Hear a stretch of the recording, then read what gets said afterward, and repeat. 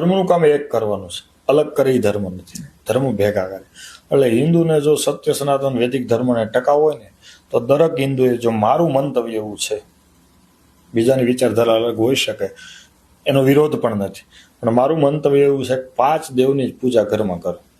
માનવાના બધાને સ્વીકાર, બધાનો, આપણા 33 કોટી દેવી દેવતાઓ છે, બધાનો સ્વીકાર, પણ 5 દેવ.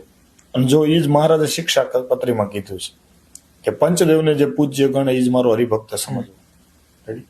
પાંડુરંગ દાદા જેને સ્વાધ્યાય પરિવારની સ્થાપના કરી, એની તમે મૂર્તિ પ્રતિક જોવો ને તો એમાં 5 દેવ છે.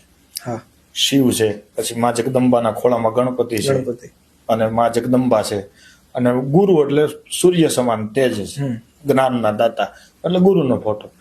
દરેક આપણા વૈદિક કાળમાં જે ઋષિ મુનિઓ જેને જેને ધર્મ સ્થાપ્યા એને પંચદેવને જ પૂજ્ય ગણ્યા છે. અને 5 દેવની પૂજા કરો એટલે હિન્દુ એક રહે.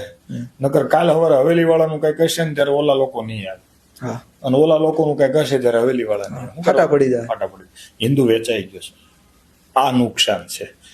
એક થાવ, એક બનો, સાથે રહો, સાથે ચાલો. એટલે તો શાસ્ત્ર કહે, વેદ કહે, સમગચ્છધ્વમ સંવદધ્વમ સમવો મનાવસી જાનતા દેવા ભાગમ યથા પૂર્વે સમજાના ઉપાસતે. અંતે તત્વ એક જ છે.